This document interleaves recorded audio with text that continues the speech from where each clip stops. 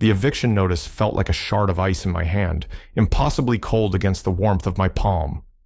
I stood in the hallway of the house I had built, a place where every floorboard, every nail, was a testament to a life lived and a love shared. The paper was crisp, official, and utterly alien.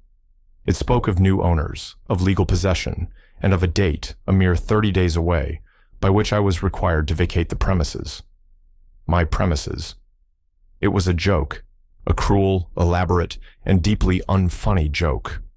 But the embossed seal of the county court felt terribly real. My first thought, a panicked flutter in my chest, was of a mistake, a clerical error.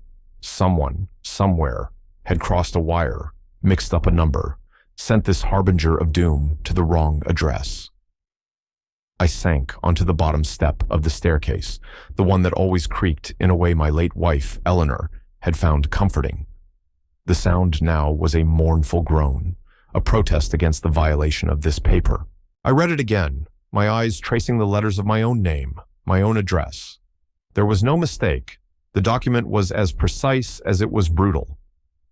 I reached for my phone, my fingers fumbling with the smooth screen.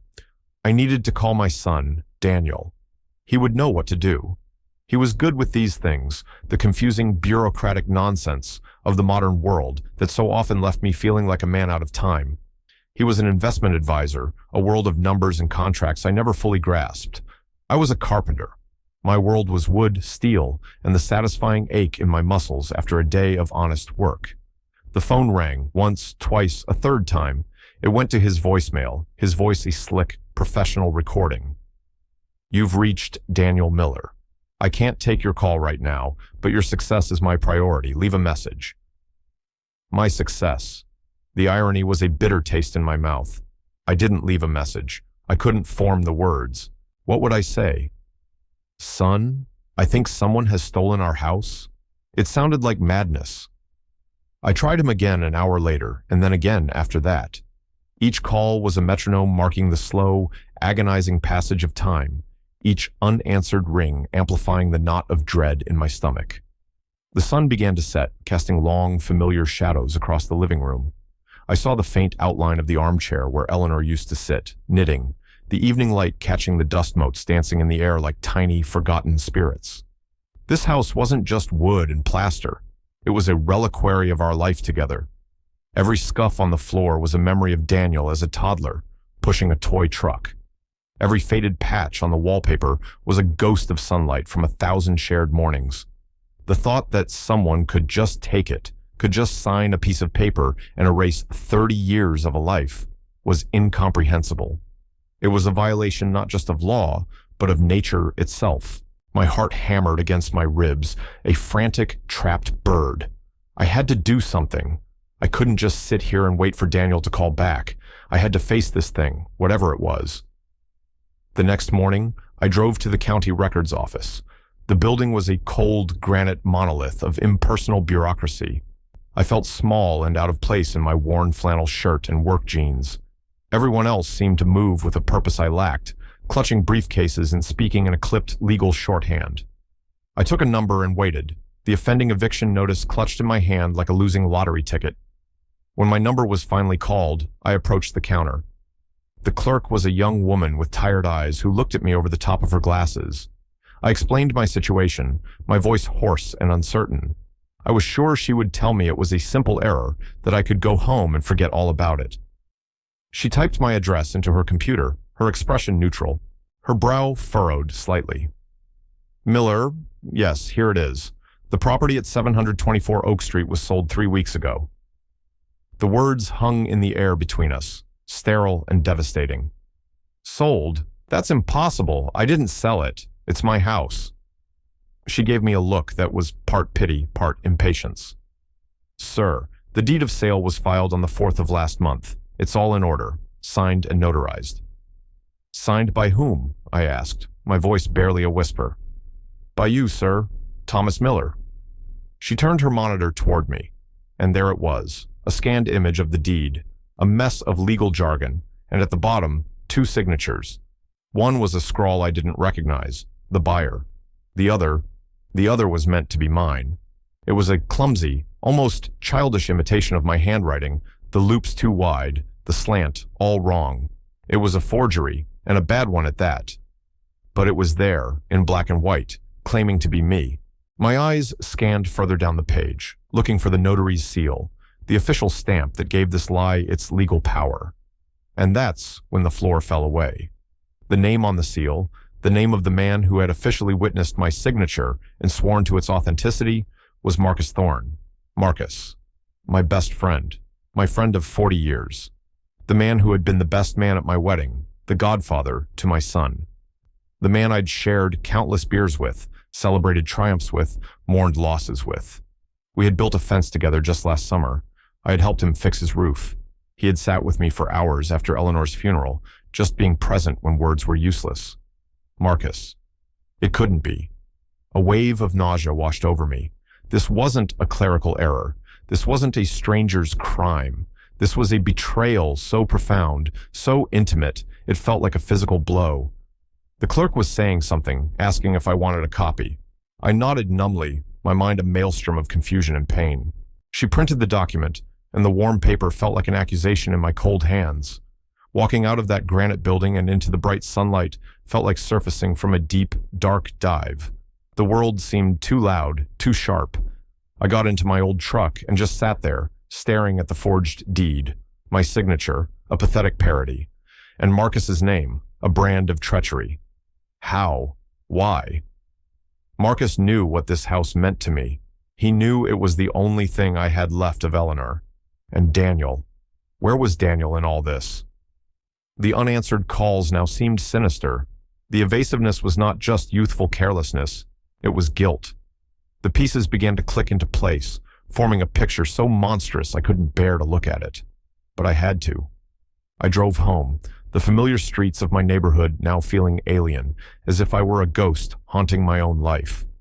I pulled into the driveway and saw it, a detail I had missed in my initial panic. A small, sleek, brand-new sports car was parked in front of my house, a car I had never seen before. A knot of ice formed in my stomach. I walked up to the front door, my heart pounding a frantic rhythm against my ribs. I could hear music from inside. Not my music, the old jazz and folk I loved, but a pulsing electronic beat.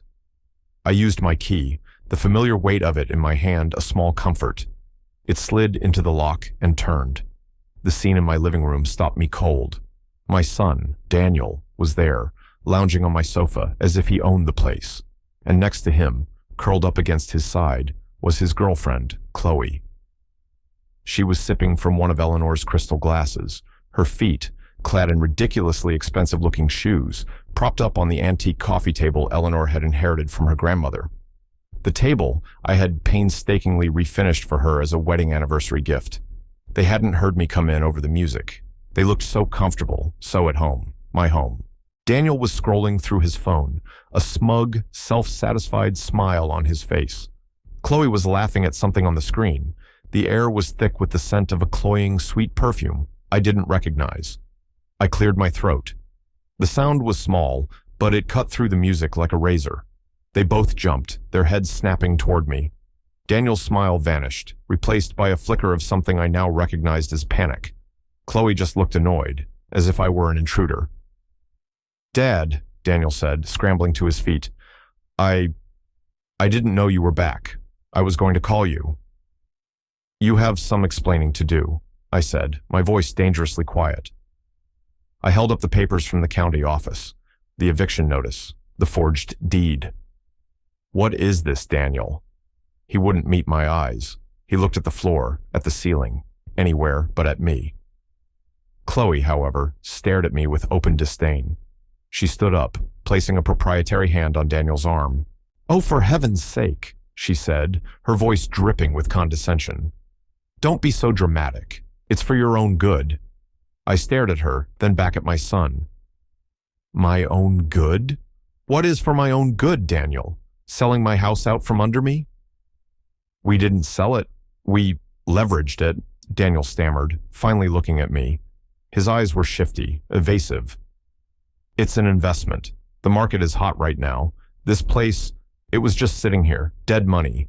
You can't manage a big house like this anymore, Dad. It's too much for you." His words were like slaps. Too much for me? I had built this house with my own 2 hands. I had maintained it perfectly for 3 decades. Dead money? I repeated, my voice rising. This is my home. This is your mother's home. Eleanor is gone, Dad, he said, and the casual cruelty of it stole my breath. You have to move on. We're getting you a nice condo. Something manageable. All taken care of. You forged my signature, I said, the accusation flat and heavy in the air. He flinched. It was just a technicality, a way to get things moving. You would have just dragged your feet and missed the opportunity. Chloe scoffed. Honestly, you should be thanking him. That new car out there, she said, gesturing vaguely toward the window, that's from the down payment. We're going to triple the value of the house with our investments. You'll be set for life. Not that you'll need it for much longer, I suppose.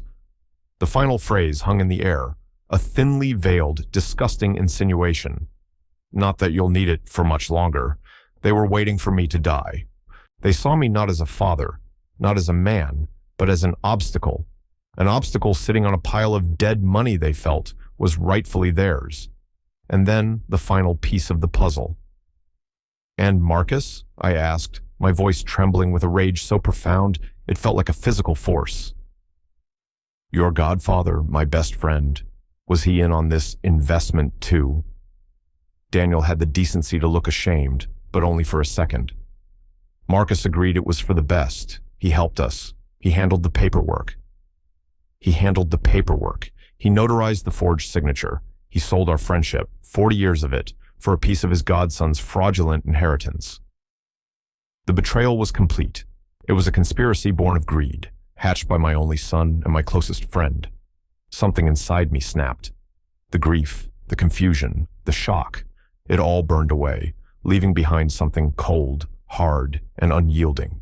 The image of Chloe's shoes on Eleanor's table, the sound of her dismissive voice, Daniel's pathetic excuses, Marcus's treachery, it all coalesced into a single, clarifying point of rage. I looked at my son, at this stranger standing in my living room, and I saw him for what he was. Not a misguided boy, but a thief. A common thief with a familiar face. I took a slow breath, the air tasting of perfume and betrayal. I looked from Daniel's panicked face to Chloe's arrogant smirk. They thought they had won. They thought I was a feeble old man they could push aside, a relic to be managed and discarded. They had underestimated me. They had forgotten who I was. I was the man who built this house, and I would not let them take it. I didn't shout. I didn't scream. My voice, when it came, was chillingly calm. Get out. Daniel blinked. Dad, just listen. Get out of my house, I repeated, each word a chip of ice. I pointed to the door. Both of you, now. Chloe laughed, a short, ugly sound. You can't kick us out. This isn't your house anymore, remember, old man? A slow, cold smile touched my lips. Oh, I think you'll find that it is. You've made a very, very big mistake. The look of absolute certainty in my eyes must have shaken them. The confidence began to drain from Daniel's face, replaced by a dawning unease. He grabbed Chloe's arm, pulling her toward the door. He didn't say another word. They scrambled out, leaving the front door hanging open, the offensive music still pulsing in the violated silence of my home. I stood there for a long time after they were gone, the forged deed clutched in my fist. The silence that descended was heavier than any I had ever known. It was the silence of a battlefield after the first volley. In that moment, alone in the hallway of my desecrated home, I made a quiet decision. This was not over. This was just the beginning. They had started a war, Ed. I was going to finish it. I would not let them erase me. I would not let them dishonor the memory of my wife. I would get my house back, and I would make them pay for every single thing they had done. The grief in my heart had finally burned down to its embers, and what was left was not ash, but steel. The 30 days granted by the eviction notice passed in a blur of bitter activity. Each box I packed was a fresh wound. I was not just packing objects. I was packing away my life. Here was the chipped mug Eleanor and I had bought on a trip to the coast. Here were the photo albums, their pages filled with a life that now felt like it belonged to someone else.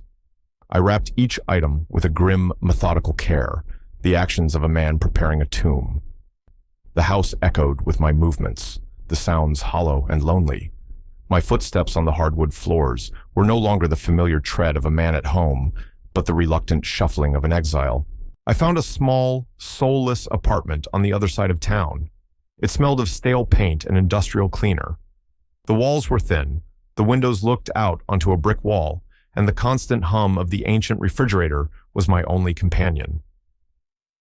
The contrast with my home was a physical pain. My house was filled with light and the scent of the rose bushes Eleanor had planted. It was quiet, save for the whisper of the wind in the oak trees. This apartment was a concrete box, a cell. The separation was more than physical. It was an amputation of the soul. In the crushing silence of those first few nights, I did little but sit and think. The rage that had sustained me in the initial confrontation had cooled, leaving behind a vast, empty space for reflection. And in that space, memories began to surface, colored by the new, harsh light of betrayal. I started to connect the dots, to see the pattern I had been too trusting, too loving, to notice before. I remembered Daniel, a year ago, asking casual questions about the house's mortgage. I had paid it off a decade earlier, a fact that had brought Eleanor and me such a profound sense of security. I had told him so, proudly. He had smiled and said, "That's great, Dad, a real asset." I had heard pride in his voice. Now, I heard the click of a calculator. I remembered conversations with Marcus. Last Christmas, he had come over for a drink. We sat in the living room, and he'd looked around with a strange expression. "You know, Tom," he'd said, swirling the whiskey in his glass, "this place must be worth a fortune now. You're sitting on a gold mine." I had laughed it off. "It's not a gold mine, Marcus. It's my home." He had clapped me on the shoulder. Of course, just saying. It's good to know your options." Options. He wasn't talking about my options. He was assessing the loot. I recalled a dinner with Daniel and Chloe a few months back. Chloe had gone on and on about a friend of hers whose parents had sold their big family home and moved into a luxury retirement community. She described the amenities, the social life, the freedom from the burden of maintenance. At the time, I had found her shallow. Now, I saw it for what it was. A sales pitch. They were planting the seed, testing the waters, trying to groom me for the dispossession to come. Every memory was tainted.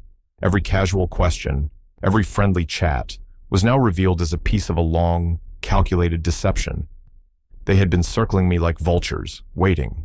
My grief over Eleanor's passing wasn't to them a sacred sorrow. It was an opportunity. They saw a man weakened, distracted, vulnerable, an easy mark. The pain of this realization was deeper than the loss of the house itself. They hadn't just stolen my property. They had preyed on my love and my trust. They had used my own heart against me. This period of reflection was agonizing, but necessary. It stripped away the last vestiges of my denial. I could no longer tell myself this was a mistake, a moment of poor judgment on Daniel's part. This was a cold, premeditated crime. The sadness I felt began to curdle into a harder, more focused resolve. This wasn't just about getting my house back. It was about justice. It was about proving that my life, my love, my memories were not dead money to be leveraged by a greedy child and his faithless accomplices. One evening, sitting in the sterile quiet of my rented prison, a different kind of memory surfaced. It was a small thing, almost forgotten. About a year ago, a few packages had gone missing from my porch. Annoyed, I had bought a cheap security camera, one of those doorbell cameras that was all the rage. It was supposed to connect to my Wi-Fi and save footage to a cloud account.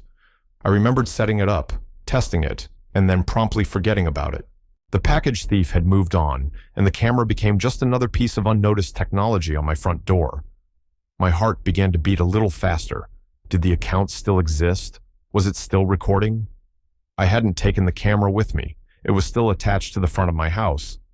Daniel wouldn't have even noticed it, I was sure. He was never one for details, unless they involved a $sign. I dug through my old paperwork, my hands trembling slightly. I found the little instruction booklet for the camera. It had the website for the cloud service. I hadn't logged in since the day I created the account, I barely remembered the password. I tried the first one that came to mind, Eleanor724. My wife's name and our house number. A wave of sadness hit me as I typed it. Access granted. A simple interface appeared on my laptop screen. A timeline, a calendar, a small live view of my own front porch. It was dark, but the night vision was on. I could see the leaves of the rose bushes swaying in the breeze. A pang of longing shot through me. I ignored it. I clicked back on the calendar, my finger hovering over the mouse. The deed was signed on the 4th of last month. I navigated to that date. The camera saved clips whenever it detected motion. The day was mostly filled with clips of the mailman, of squirrels, of leaves blowing across the porch. I scanned through the timestamps, my breath held tight in my chest. Then I saw it. A clip from 2:15 p.m. The thumbnail showed two figures. My figures, Daniel and Marcus. I clicked play. The video was grainy, without audio, but it was perfectly, damnably clear. The camera's wide-angle lens captured my entire front porch. I saw Daniel open the door and let Marcus in. Marcus was carrying a slim leather briefcase. They stood on the porch for a moment, talking. Daniel looked nervous, glancing around. Marcus put a reassuring hand on his shoulder, then said something that made Daniel nod. They looked at each other, a shared conspiratorial glance. Then they went inside. My inside. I froze, my eyes locked on the screen. I checked my own records, my credit card statements, my calendar. On the 4th of last month, I had not been at home. I had been 400 miles away, visiting my sister Sarah in Oregon. I had driven up for the week to help her with some repairs around her house after a storm. I had the gas receipts, the credit card charge from a small diner in Portland where Sarah and I had dinner that very night. I was not at home. I was not in the state. I could not have signed that document in front of Marcus Thorne. He had not come to my house to witness my signature. He had come to my house, while I was away, to conspire with my son and use his official notary seal to legitimize a forgery. I watched the video again and again. The casual way they stood there, on my porch, sealing my fate. The easy camaraderie of thieves. The sickening sight of my best friend patting my son on the back as they prepared to gut my life. The pain and sadness I had been swimming in for weeks instantly evaporated, burned away by a white-hot, righteous fury. This was it. This was the critical discovery. This was not just my word against theirs. This was not just a suspicion. This was proof. Cold, hard, time-stamped, digital proof. The last shred of doubt, the last glimmer of hope that this was all some terrible misunderstanding was gone. My son and my best friend were criminals. They had committed fraud, and they had been stupid enough, arrogant enough, to do it right in front of a camera. A strange sense of calm washed over me. The mission was no longer a desperate hope. It was a clear path. My grief had been a fog, but this video was a beacon. It transformed my pain into a weapon. My resolve, which had been forged in the quiet decision after our confrontation, was now solidified into something unbreakable. I saved the video file to my laptop, then to a thumb drive, and then I backed it up to a separate online storage account. I downloaded my bank statements and credit card bills, highlighting the charges from my trip to Oregon. I had been a victim. I had been a grieving man, lost in the fog of my own sorrow, but no more. Now, I was an investigator. I was a strategist. I had the truth on my side, and I had the evidence to prove it. They thought they had buried me. They were about to find out they had only planted a seed, and I was ready to grow. The fight for my home, for my life, had truly begun. The next morning, I looked up lawyers. I didn't want a bulldog, a shark who would just rack up billable hours. I needed someone who would understand that this was more than a property dispute. This was a matter of the heart. After hours of research, reading reviews and biographies, I found a name that felt right. Arthur Vance. His firm's website described him as specializing in real estate fraud and elder law. His photo showed a man in his late 50s with kind eyes, but a firm set to his jaw. He looked like a man who didn't suffer fools. I called his office and made an appointment. Walking into the polished lobby of his law firm felt like stepping into another world. It was all glass and steel and quiet efficiency. I felt a familiar pang of being out of place, but I pushed it down. I was no longer a lost old man. I was a client with a case. Arthur Vance was exactly as his picture suggested. He greeted me with a firm handshake and led me into a comfortable office lined with books. He listened, truly listened, as I laid out the whole sordid story. I started with Eleanor, with the building of the house, with what it meant to me. I wanted him to understand the stakes beyond the monetary value. I then presented the documents, the eviction notice, the forged deed, the name of Marcus Thorne staring up from the notary seal. He examined the papers, his expression unreadable. "A difficult situation, Mr. Miller," he said, his voice calm and measured. "It becomes a he said scenario. Your son and the notary will claim you signed it. You will claim you didn't. It can be hard to prove a negative." I saw the flicker of professional skepticism in his eyes. He had probably heard 1,000 stories of family squabbles and seller's remorse. This was the moment. "I understand," I said, keeping my own voice steady. "But what if I can prove I was 400 miles away on the day I supposedly signed this document in Marcus Thorne's presence?" Arthur's eyebrows raised slightly. "That would certainly be a compelling piece of evidence. Do you have proof of your travel?" I slid a folder across his polished desk. Gas receipts from Oregon. Credit card statement with a charge for dinner in Portland on the evening of the 4th. A signed affidavit from my sister Sarah, confirming I was with her the entire week. He picked up the documents, his movements becoming sharper, more focused. He read through them, his eyes narrowed in concentration. "This is good," he murmured. "This is very good. It establishes a strong probability that you were not physically present." "It gets better," I said. I opened my laptop, plugged in the thumb drive, and played the video. I didn't say a word. I just let him watch the grainy footage of Daniel and Marcus on my front porch, their conspiratorial meeting captured for all time, the date and time stamp glowing in the corner of the screen. Arthur Vance leaned forward, his eyes glued to the screen. He watched it once, then asked me to play it again. A slow, grim smile spread across his face. It was not a smile of humor, but of satisfaction, the smile of a hunter who has just found a clear set of tracks. When the video finished the second time, he leaned back in his chair and looked at me. The professional skepticism was gone, replaced by a steely glint of outrage on my behalf. "Mr. Miller," he said, his voice low and firm, "they're not just thieves, they're fools. Arrogant, sloppy fools." In that moment, Arthur Vance became more than my lawyer. He became my ally. He saw the full scope of the betrayal and the blatant illegality of it. He laid out the plan with a calm, methodical precision that soothed my frayed nerves. First, we would hire a forensic handwriting expert, a neutral, court-certified professional, to analyze the signature on the deed and compare it to my actual signature. "Even with the video and your travel records, this will be the nail in the coffin," Arthur explained. "It will prove not just that you weren't there, but that the signature itself is a fabrication." Second, we would file a lawsuit, not just to reclaim the house, but for fraud, conspiracy, and damages. We would also file a formal complaint against Marcus with the Secretary of State's office, the body that governs notaries. "His career as a notary is over," Arthur stated flatly, "and he'll be lucky to avoid criminal charges." Third, and most importantly, we would maintain the element of surprise. "Your son and his associate believe they've gotten away with it," Arthur said, a predatory gleam in his eye. "They think you've rolled over, that you're just a sad old man in an apartment. We will let them continue to believe that. We will gather our evidence, build our case, and we will not make a move until we are ready to bring the entire house of cards down on their heads at once." The strategy was brilliant. It appealed to the carpenter in me. We weren't going to just smash things. We were going to build a case, piece by piece, ensuring every joint was tight, every angle was true. We would construct a fortress of facts so solid that their lies would simply shatter against it. The following weeks were a strange mix of quiet patience and furious activity behind the scenes. I lived my lonely life in the drab apartment, letting anyone who might be watching see a defeated man.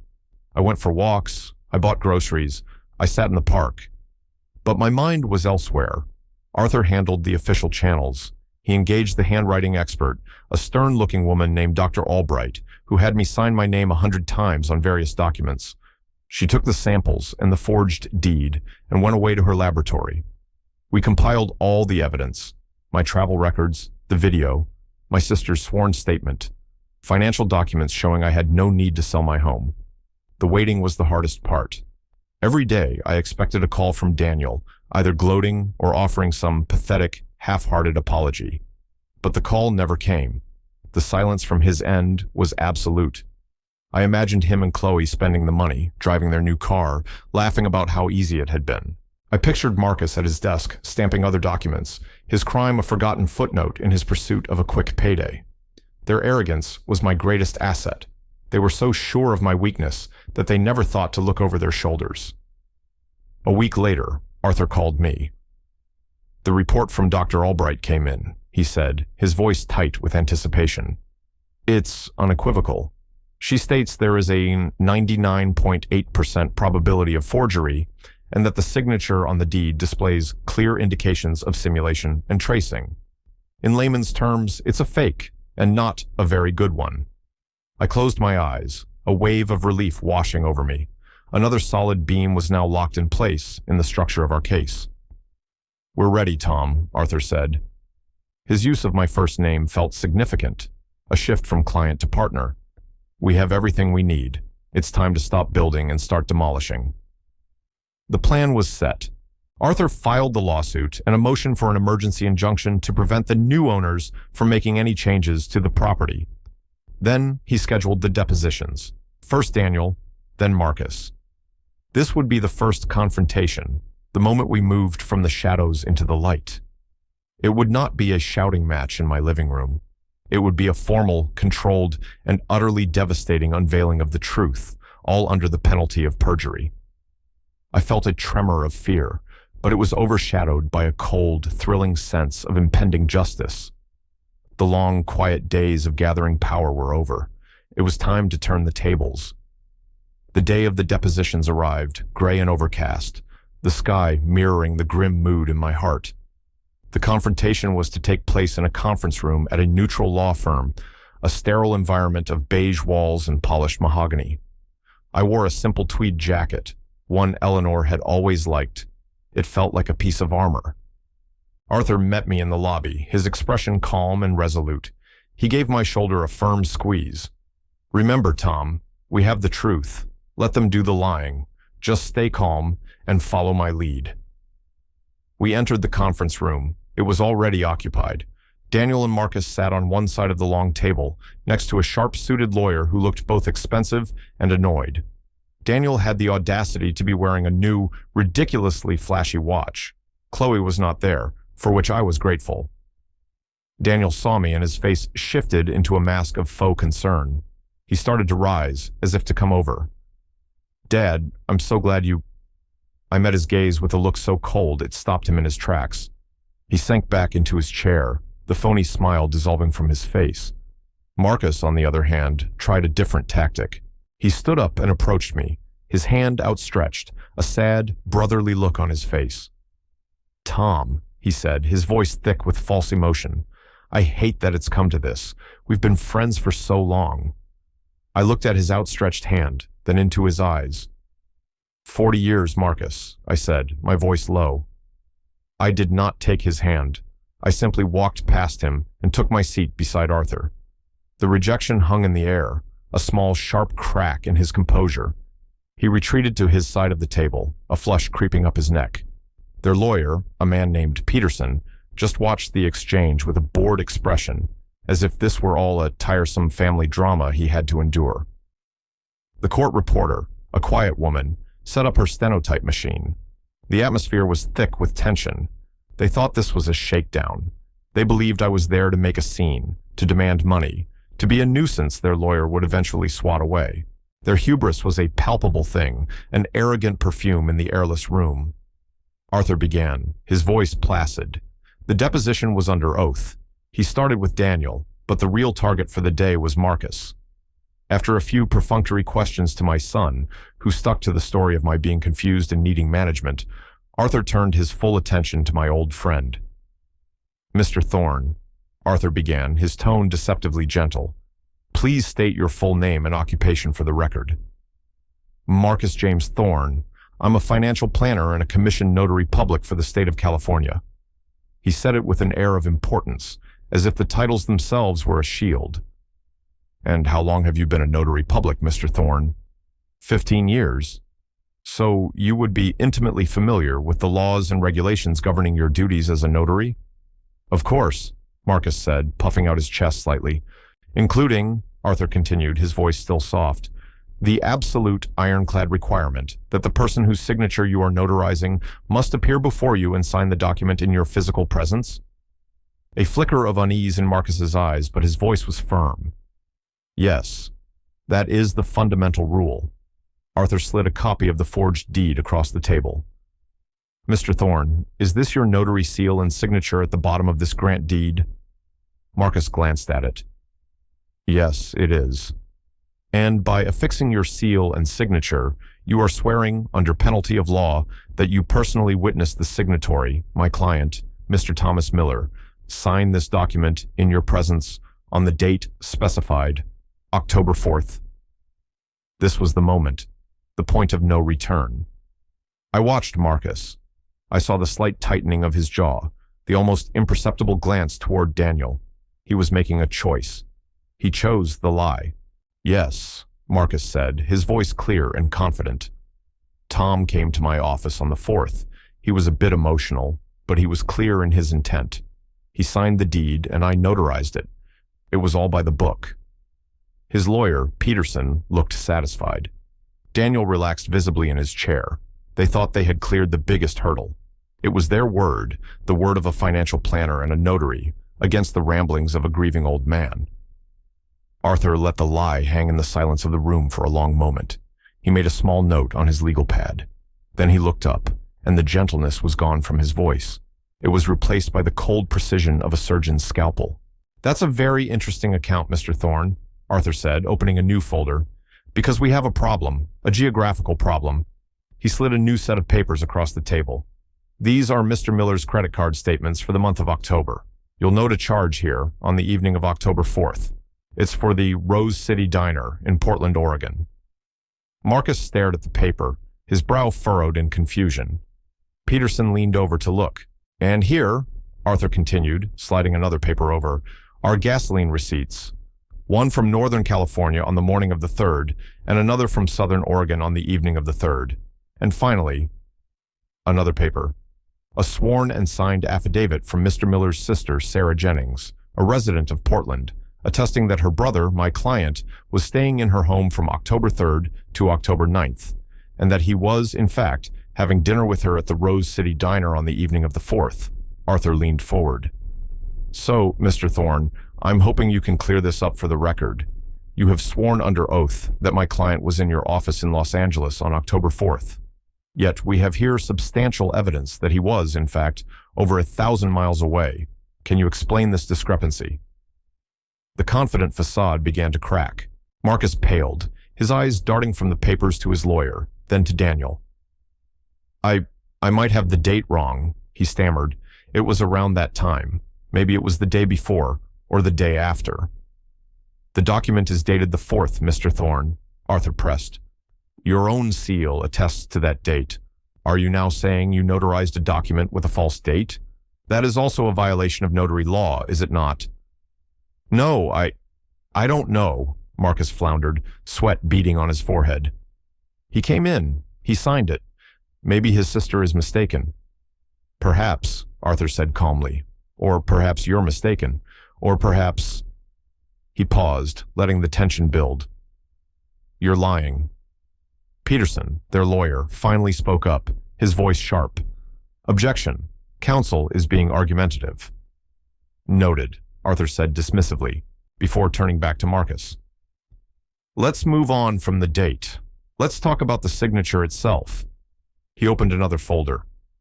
"We had the signature on the deed analyzed by Dr. Annalise Albright, a court-certified forensic handwriting expert.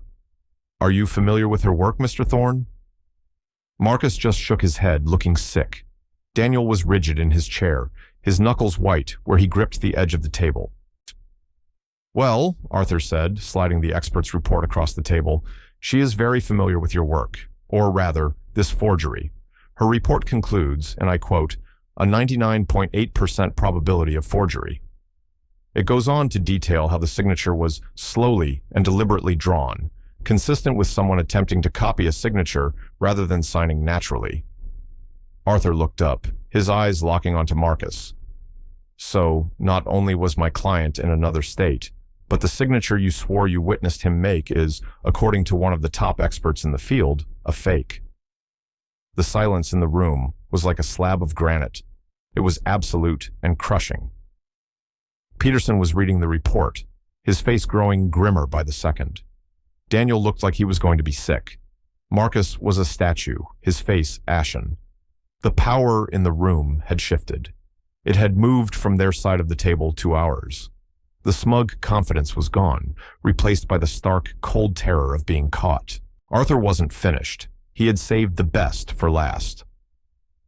"You know," he said, his voice almost conversational, "memories can be tricky. Dates can get confused. Even experts can be questioned, I suppose. It's always good to have something visual, something undeniable." He pulled out his laptop and placed it in the center of the table, turning it so everyone could see. "This is from a security camera on Mr. Miller's front door. I want you to watch a short video clip. The timestamp is in the corner. Please note the date, October 4th, and the time, 2:15 p.m. He pressed play.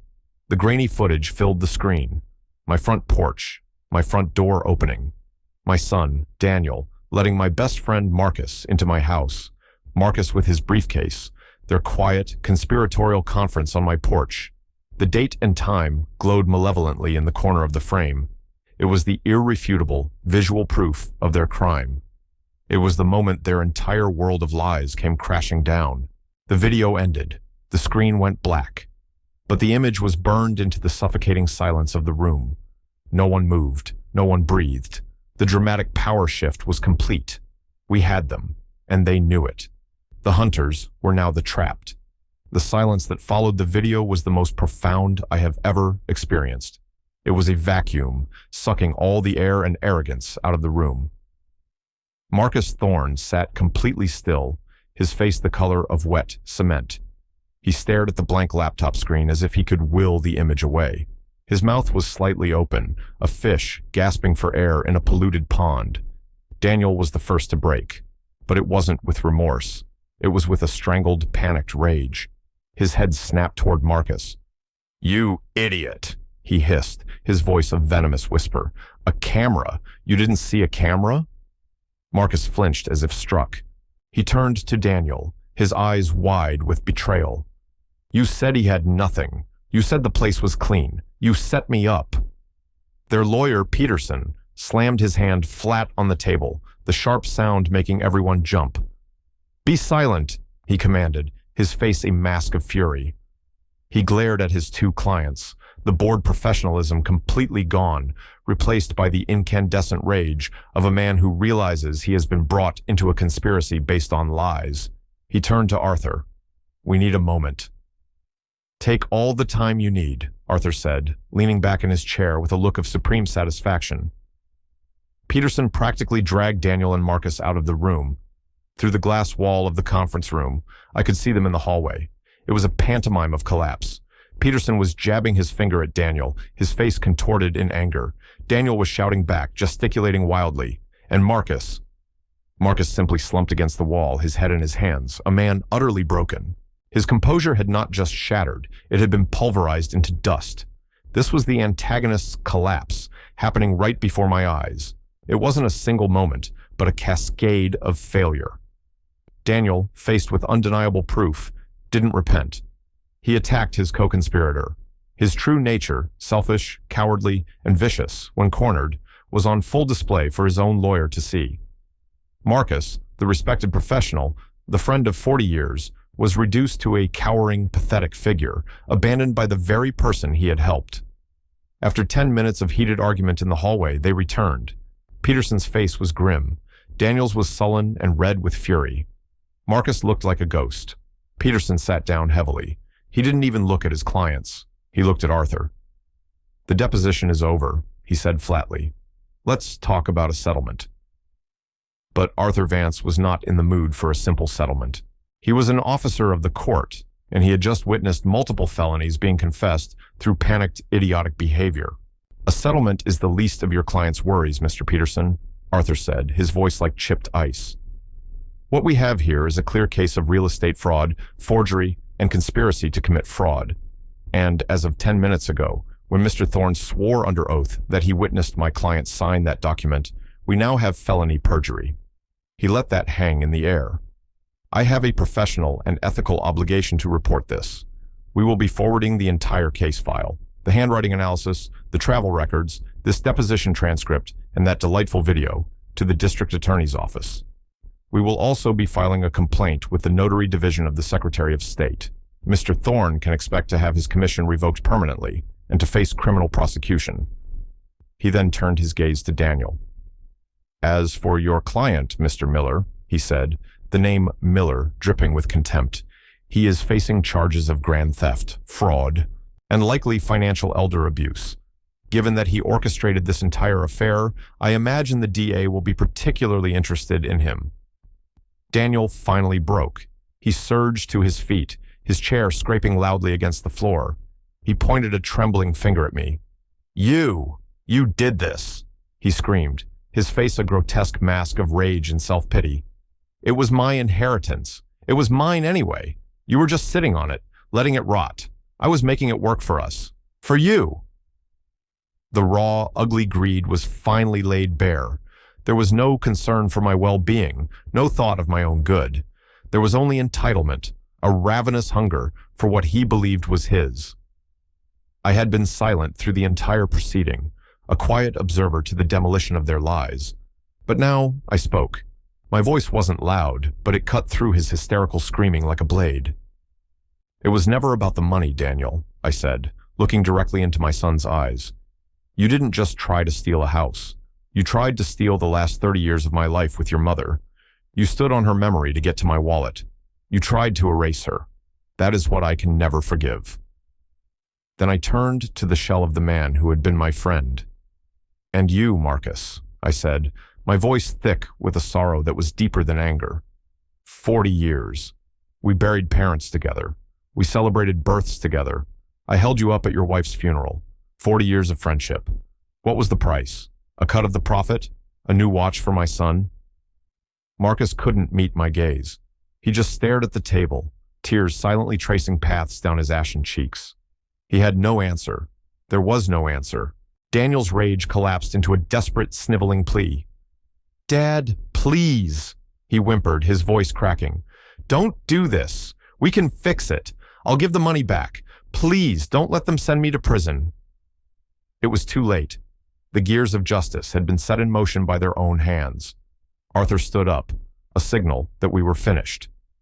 "This meeting is over," he announced.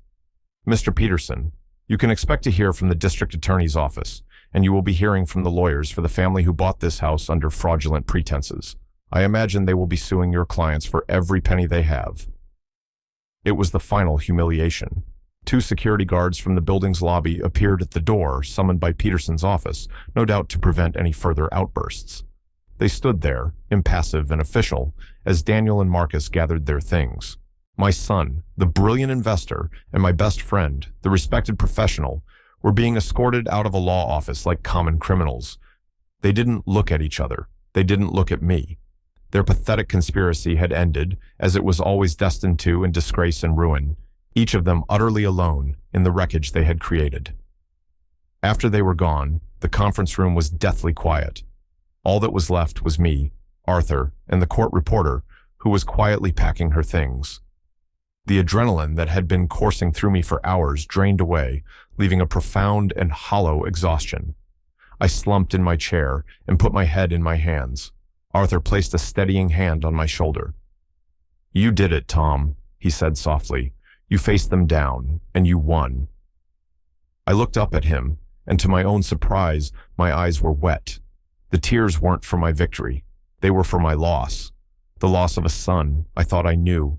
The loss of a friendship I had cherished for most of my life. The anger had been a shield, but now that the battle was over, the grief returned, sharp and piercing. "It shouldn't have been this way," I whispered, the words catching in my throat. "No, it shouldn't have," Arthur agreed, his voice gentle. But they made their choices. You just made yours. You chose to respect yourself. You chose to honor your wife. You chose to stand up for what was right. Never be ashamed of that. His words were a comfort, a balm on a raw wound. We sat in silence for a few more minutes, a quiet moment of emotional release after the storm. The relief was immense, but it was tangled with a deep, lingering sadness. This was not a victory to be celebrated with champagne and cheers. It was a somber reclamation, a justice won at a terrible personal cost.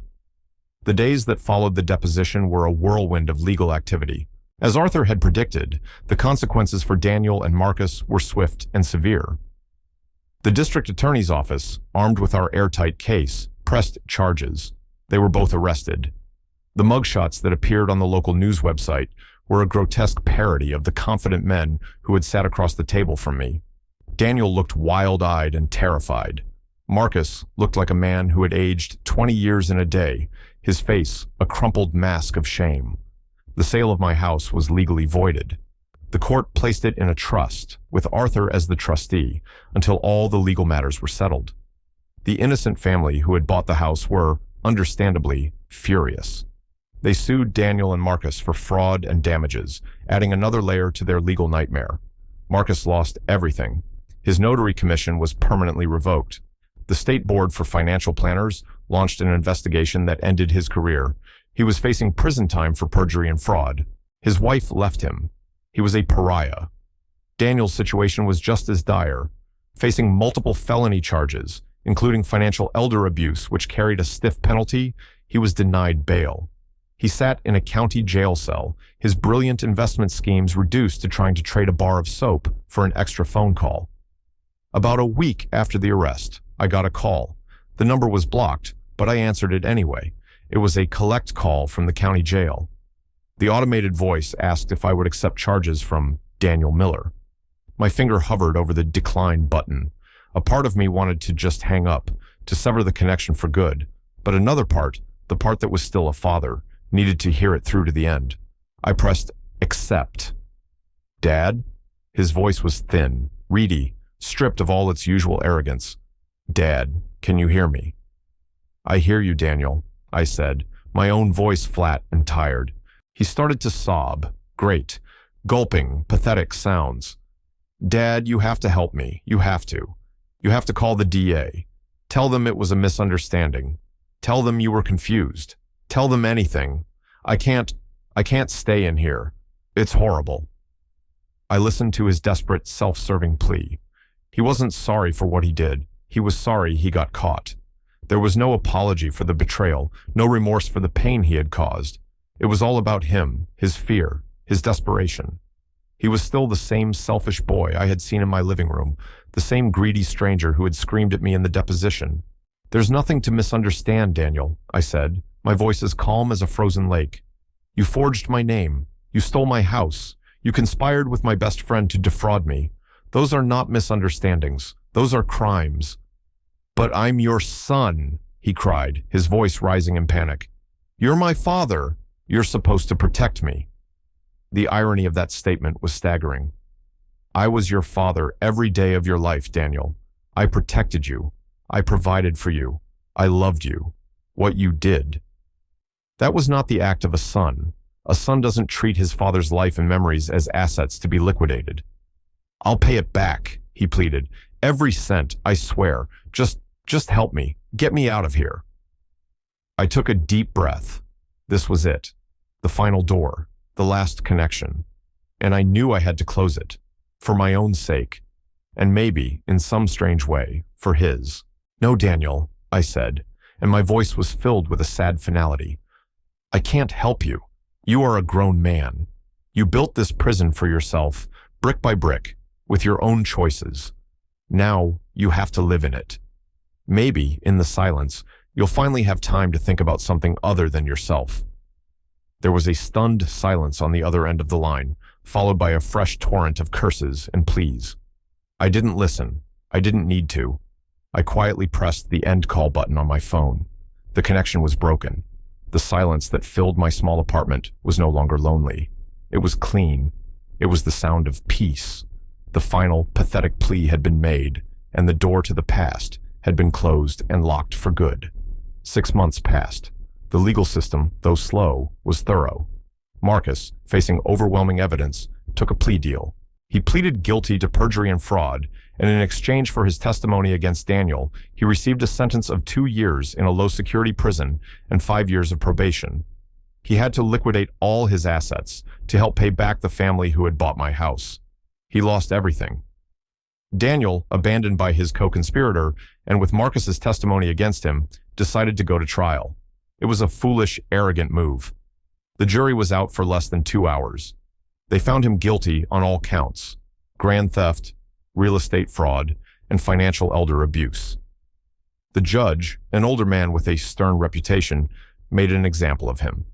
He spoke of the sacred trust between a parent and a child, and how Daniel had perverted that trust for greed. He sentenced my son to 7 years in state prison. Chloe had vanished from his life the moment the first lawsuit was filed. With the criminal cases concluded, the civil matters were resolved. The title of my house was officially and finally restored to me, free and clear. The ordeal was over. The day I moved back in was a cool, clear morning in early spring.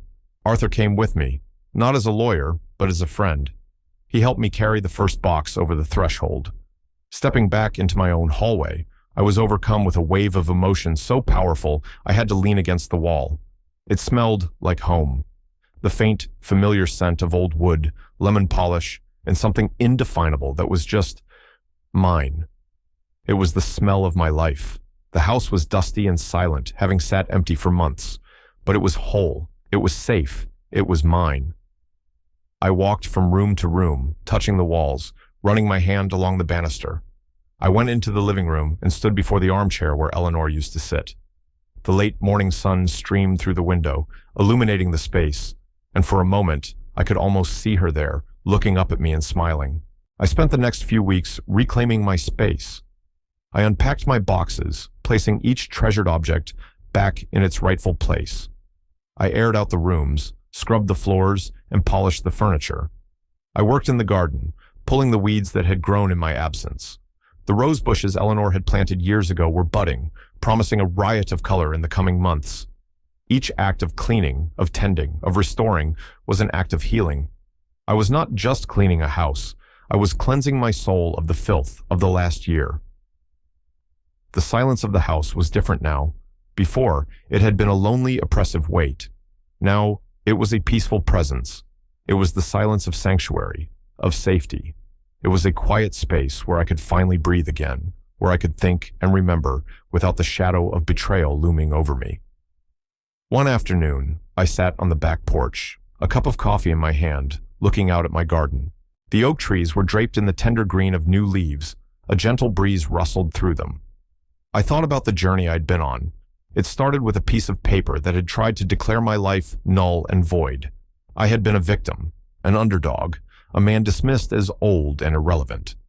I was supposed to fade away quietly into a sad little apartment, my life's work cashed in by a greedy son. But they had misjudged me. They had mistaken my quiet nature for weakness, my patience for passivity. They had forgotten that the man who had the patience to build a house, board by board, also had the patience to build a case, fact by fact. They had forgotten that the man who loved his wife enough to cherish her memory would also love himself enough to fight for his own dignity. This ordeal had taught me a hard lesson about the world and about myself. I learned that evil isn't always a monster with fangs. Sometimes it wears the face of your son or shakes your hand with the grip of your best friend. I learned that greed is a kind of acid that can dissolve love, loyalty, and common decency, leaving behind nothing but a hollowed-out shell of a person. My son and my friend hadn't just been greedy for money. They were greedy for a life they hadn't earned, a shortcut to a destination that can only be reached through hard work and integrity. But I also learned about my own strength. I discovered a resilience I never knew I possessed. I had moved from being a victim to being a fighter, not out of hatred, but out of a deep and abiding love for what was right. I had found justice, not just in a courtroom, but within myself. The true victory wasn't just getting the house back. The true victory was reclaiming my own narrative, refusing to be the final, tragic chapter in someone else's story of greed. I took a sip of my coffee. The warmth spread through my chest. The house stood behind me, solid and real, my home. It was more than a structure of wood and nails. It was a symbol of my resilience, a testament to a love that could not be erased, and a life that would not be stolen. I had faced the deepest betrayal imaginable, and had come out the other side, not unscathed, but unbroken. I was at peace. In the end, you can't build a life on a foundation of lies. It will always crumble. My foundation was built on love and honest labor, and it had held firm. I looked out at the blooming garden, a quiet victor in a war I never wanted to fight. I had lost a son and a friend, but I had found myself. And in the quiet peace of my own home, I knew that was a victory worth every part of the struggle. Trust is a fragile thing. Once shattered, it can never be truly whole again. But self-respect, once you fight for it, is made of steel.